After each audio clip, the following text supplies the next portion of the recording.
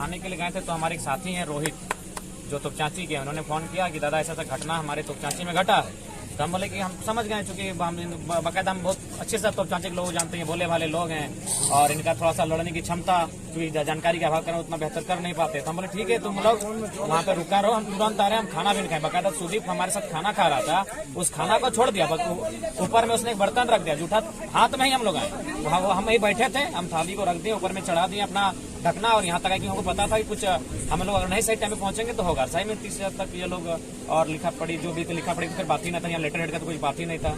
तो कुल जब हम लोग आए तो काफी देर बात हुई, उसके बाद कुछ देर बाद और भी सारे मैंने लोग आए, इरफान खान साहब आए, रीना दीदी आई, और कुल मिलाकर लास्ट में ना करते करते कंपनी 9, 6, 10, 5 करते करते 4 लाख का मुआवजा। हालांकि अगर मेरी बात कही जाए तो मैं संतुष्ट नहीं हूँ, लेकिन फिर भी जो राशि मिल रही थी उस हिसाब से एक राशि मिली जो कम से कम परिवार वाले लोग संतोषजनक रह सकते हैं।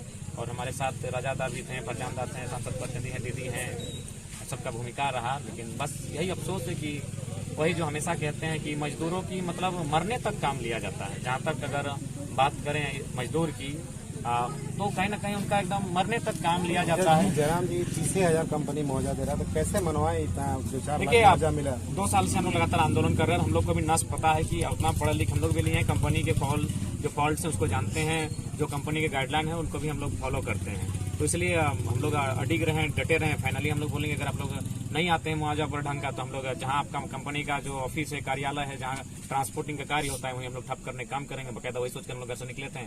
तो फिर कंपनी के जो HR आए थे, पहले तो उनका धन्यवाद देंगे, क्योंकि भाई HR हैं, वो ऑनर तो नहीं है, उन्होंने भी अपनी तरह से प्रयास किया था, लेकिन उनका प्रयास हमेशा विफल रहा। और फाइनली जब प्रेशराइज हुआ तो 4 लाख के मुआवजे तक पहुंचे। लेकिन अफसोस इस बात का है, देखिए मुआवजा मिला वो तो अलग विषय है, मिलना चाहिए।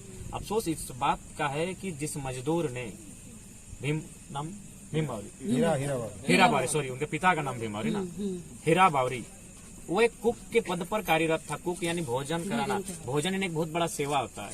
हम लोग भोजन कराना ये बहुत बड़ा एक सेवा मानते हैं। जिस शख्स ने भोजन कराया मतलब एक मजदूरी किया, वो मरने तक उससे काम लिया गया, क्योंकि वो कई दिन से बीमार था। बाकायदा जैसे उसके परिजन के लोग कह रहे हैं कि उसने अर्जी भी लगाई थी कि हमें छुट्टी दी जाए, हम अस्वस्थ हैं, लेकिन बावजूद कंपनी के लोगों ने आनासुनी की। और मैंने कह सकते हैं कि मजदूर के एक मौत तक, आखिरी सांस तक मजदूर से मजदूरी ली जाती है, काम लिया जाता है। काम करते करते मजदूर देहांत हो जाता है, निधन हो जाता है। जब मुआवजा की बात आती है तो जैसे बुधनी हटिया लगा हो, 10, 20, 22, 25 करके उसका मृत्यु का मोल भाव होता है। ये अफसोसजनक और दुर्भाग्य है। इसीलिए हम आपके लोकतंत्र के मीडिया बंधुओं के माध्यम से, चौथे स्तंभ के माध्यम से आवाज उठाएंगे कि देश में मजदूरों के लिए कानून बने। निजी कंपनी हो, प्राइवेट कंपनी हो या अपनी खुद की कंपनी हो, उसमें मजदूरों के लिए माने नियम बने, ताकि उसके तहत, उस गाइडलाइन के तहत एक मुआवजा मिल सके, ताकि मृतक का जो परिवार है, उस आश्रित को आगे का जो जीवन है कम से कम 2-4 साल, ऐसे भी जो मुआवजा मिला है ये 2